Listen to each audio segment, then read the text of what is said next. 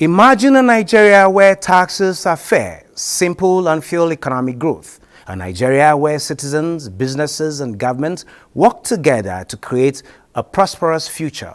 This vision is within reach, say proponents of the ongoing tax reforms.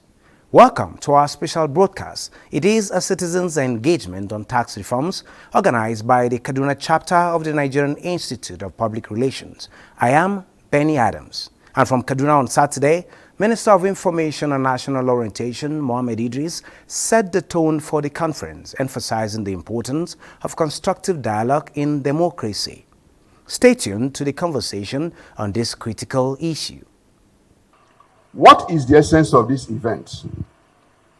Distinguished ladies and gentlemen, we are here because we recognize the rights of citizens to have a say, to ask questions, and to join in conversations of what concerns them. That is why we are here today. It is in the light of this that we saw the responsibility to provide this credible professional platform for citizens to engage with government on this issue of tax reforms. We have done research, we have followed up, we have engaged, and we can really predict that unless we all sit down as we are sitting down today to discuss this matter, people may not understand where government is going. And then government may not understand the intentions of the citizens. So this is why we have provided this platform as a credible avenue for us to ventilate our views across board, to listen to what this tax reform is all about, and then to take input from the public. And we're very delighted, really, that the Minister of Information, with the full weight of the ministry, accepted to chair this event. I am aware that the minister and the ministry is arranging to take program like this round the country to engage more Nigerians. I want to tell the Honorable Minister that we are not just willing to partner with you in Kaduna, we are willing to go around the country with you. Very distinguished ladies and gentlemen, please put your hands together as we make welcome the chairman of the occasion, Mohammed Idris, fellow of the Nigerian Institute of Public Relations, Honorable Minister, Information and National Orientation. I believe our hands can be louder than that. The theme today, tax reform, the role of public relations in fostering constructive dialogue for national economic renaissance, has brought to the fore, yet again, the place of constructive dialogue as a vital pillar of our democracy. Society advances by mutually respectful engagement, where we give voice to diverse opinions and respect those who we disagree with. We will certainly not always agree on all issues, perhaps not even on most issues, but we'll always be guided by the fact that things that unite us, that is our common humanity, our nationhood, and our sense of patriotism, our collective vision for Nigeria that works for all, will always be more important and more meaningful than the differences of age, of religion, of region, ideology, gender, culture, or even social class.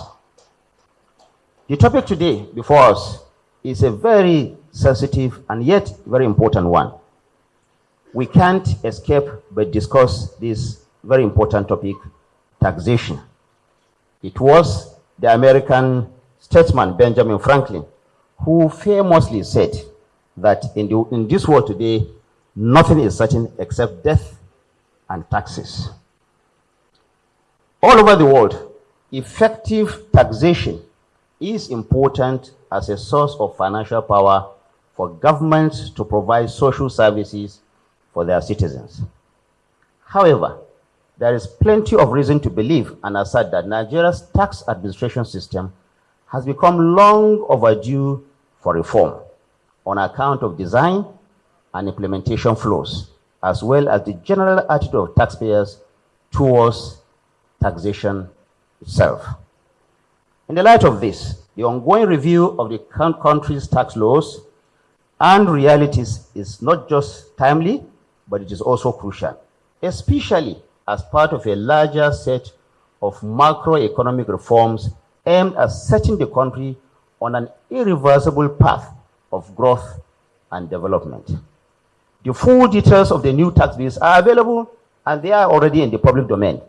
Therefore, I may not take time to go over them here. But one must commend the effort so far being put together for the public engagement in this direction. What I would say is that it is very inspiring and heartwarming to see Nigerians from all walks of life coming out to express their views and opinions on these matters of critical national importance. As such, it is the very essence and the meaning of democracy itself. In spite of the challenge of trust deficit that tends to crop up around matters of governance in Nigeria, we have still been able to have what can be adjudged as a robust debate on this very sensitive national issue. President Tinubu has also been very clear that the executive will listen to and work with all stakeholders to ensure that all concerns are duly and comprehensively addressed. We will continue to ensure open lines of communication and engagement with the National Assembly, as the President has always said, and indeed other stakeholders. We are all in this together as one people, one nation, and just as we are being called upon to make collective sacrifices, we will also collectively reap the abundant social and economic benefits of all these necessary reforms. President Tinubu will always uphold the interests of all Nigerians, wherever they are, in this reform agenda that he has embarked upon for our great nation. The current mandate and responsibility that we have for governing and reforming Nigeria at this time came by way of democracy and will continue to live up to those very high democratic standards and expectations. The President himself is a true Democrat and will not do anything that will undermine democracy in this country. The government said we are not going to tax capital, but we tax profits or returns. So one of the things that is in the bill is to ensure that to eliminate minimum tax for loss-making companies. What we have presently, if you are a company in Nigeria, whether you make profits or not, you will pay tax. If you make profit, you pay tax on the profit. If you make loss, you pay tax on your capital. So if we are taxing your capital, what will likely happen? The business will go under. So now we are not going to tax capital under this bill. Rather, we tax only profits. And those that are making that profit, they will have a minimum tax, which is 15% of their effective tax rate. 15% effective tax rate. The next thing that is in this Nigerian tax bill is that some expenses are going to be disallowable. You know, some people will not pay VAT on an expense, and they go to income tax. And you know, one of the things I said before, the fact that before, yes, we were trying to deploy technology, but now I said we are going to deploy under this bill. Technology will be deployed fully. So it will ensure that if you don't pay value-added tax on an item or an expense, that item cannot find its way back into your company income tax for you to deduct it as expenses. So if you are going to deduct an expense, VAT must have been paid on that expense, and custom duties must have been paid on that expense. Then it's also one of the things to encourage companies, non-residents, to work in Nigeria.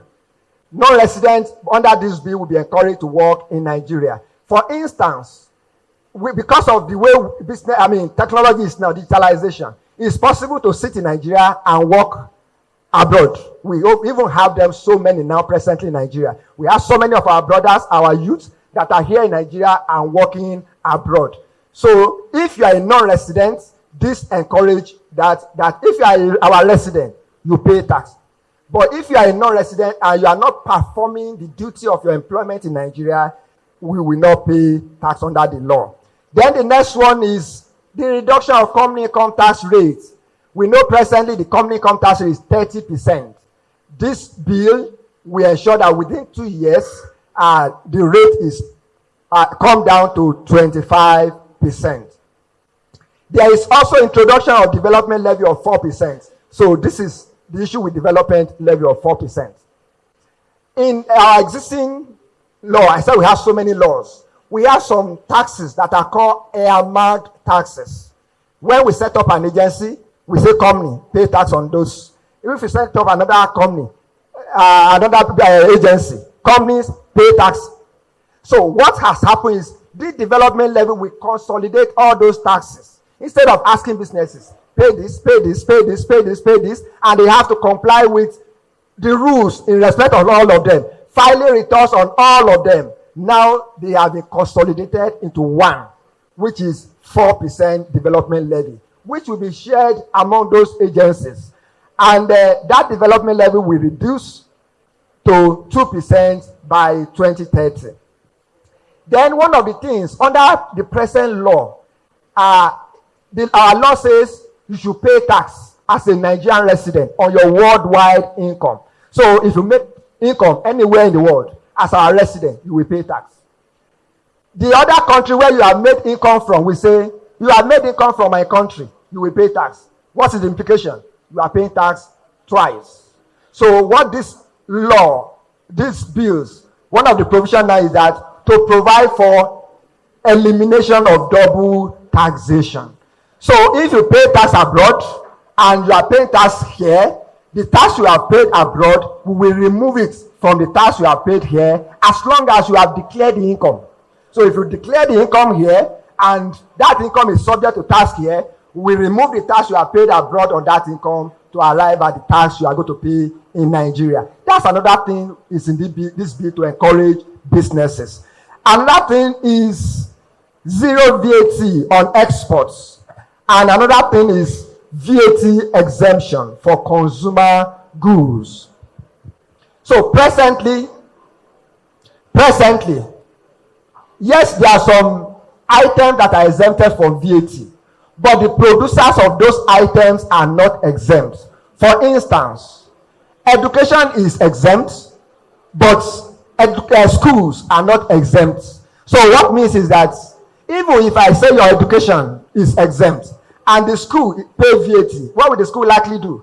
They will, because they are not Father Christmas, they will shift the VAT to you. So what we have in this bill now is that education is exempt, medical is exempt, food is exempt, rent is exempt, public share transportation is exempt. So at the end of the day, in fact, what the committee has worked on is that for a normal person, normal Nigerian, don't let me use the word poor, normal Nigerian, you, based on the record of statistics from Nigerian Bureau of Statistics, it says that 83% of income of normal ordinary Nigeria is spent on those things I have mentioned. The food, the education, the shelter, 83% of your income are spent on those things. So what the law has said now, that 83% will be exempt from VAT. I thank the government for two things. One, stimulating a national discourse, which for a long time Nigerians are only made to swallow whatever the government wants. So this is a very positive thing. Secondly, reforms. It's not only in tax we need reforms. I think there is no sector of Nigeria that doesn't need reform. I want to encourage Nigerians that the debate about tax and tax reform should be centered on more about how it affects people than dividing people on other regional line, religious line, or whatever line. I think this is where we are getting so many of these issues wrong. When you are telling me that tax reform is because it is anti-North, and I ask myself, am I not a Northerner? I understand tax, and there's nothing about tax that affects me as a Northerner alone, but tax for Nigerians. We must begin to speak about Nigerians as Nigerians, not about regional people. If not, our progress will be deterred. The bill is designed professionally, and like any other profession, finance and tax have their own professional jargons. So these professional jargons should be defined in a low language that everybody would understand. Nobody would have a problem with fixing multiple taxation. So there are a lot of things, even though some of us are illiterate when it comes to taxation, there are a lot of issues with the tax reform bill that are good and they seem well intentioned. So it behoves on us not to want to throw the baby with the bath water. Let us be educated about the entirety of the bill so that even if it is cherry picking, you can cherry pick and you can criticize. The benefits are many, and I believe Nigerians will get to see these benefits. My concern are the controversies raised. For instance, now the development levy, if you look at it, 2024 covers development levy, which is imposed on the accessible profit of all companies chargeable to tax under Chapter 2 and 3 of the bill. So currently, based on Third Fund Act 2011, NIGDA Act 2007, and NASENI Act Cap 3 2004 as amended, 3% tertiary education tax to Third Fund, 1% of PBT of banks and other organizations. In the long run, the Third Fund will be removed by 2030. There is a philosophical saying that a fine is a tax you pay for doing something wrong, and a tax is a fine you pay for doing something right. The reforms is about Nigeria, is about our future, is about our economy, is about our well-being, is about our lives. What I want us to understand is this is the first time in the history of Nigeria where a bold and courageous attempt is made to reconfigure, reset, and rearrange Nigeria's economy that has been parasitic, dormant, and docile. We have been told that this is the giant of Africa, but where lies our economy? Kaduna is a state today that is counted among those with the highest IGR, unlike in the past 8 years where people are extorted. You can see the level of freedom, of liberty, of unity between Muslims and Christians, and of business activity thriving in the state from 29th of May 2023 to date. These are realities you can see. Let me go to Professor Okay. I hear in the professor's presentation to the effect that 2 key institutions will be scrapped. And I know, sir, you have studied this bill since the time when it was presented to the National Assembly, and you have studied extensively and you have written extensively. Sir, I would like you to address that issue, because this is an important forum for us to go with an informed position, not misrepresentation or misinformation. And then you make your other interventions quickly in 5 minutes, sir, then we can continue. In 3 minutes, sorry. Thank you very much. I'd like to first start by congratulating the minister. This is an institutional approach to public communication. Stakeholders are here. I don't know of many ministers who will dare to chair an occasion when there's controversy. Please, let's clap for this type of minister. The second thing is for us to know that every policy of government is intended to address some public good. Now, in the crafting of that policy, nobody is perfect. The policy came out, and I'm glad, Prof, I'll still make a comment on some of the issues you raised. You really brought it home to all of us. So if there are issues and you don't talk about it, controversy multiplies. What I say emerging from this engagement, as brief as it is, a growing consensus. Am I correct? Am I correct? It's been demystified, so I thought I should place that on the table. Now, concerning ETF, Tertiary Education Trust Fund, NASENIA, and the rest of them, they will simply be migrated to direct funding. So the question of dispatch, what do you call it? Scrapping. Prof, you're going away. My conversation is with you. Those who think you should sit down, say aye. Prof, you're not going anywhere. The ayes have it. But let's also approach the institutions. You remember the PTF? PTF was a consumption tax on petrol, isn't it? And it was put aside to be used for infrastructure. Tertiary Education Transfer arose when the crisis of funding of tertiary education became an issue. But you will have noticed that over time, all sorts of things are funded from there. Am I correct, Prof? Even as well, you, Professor, you are angry like me. There is no longer a tertiary education trust fund. Now, all over the world, states are shrinking. The camera I'm holding here is a TV camera, is a clock, is a lot of things. Miniaturization. So instead of expanding institutions, you begin to shrink them.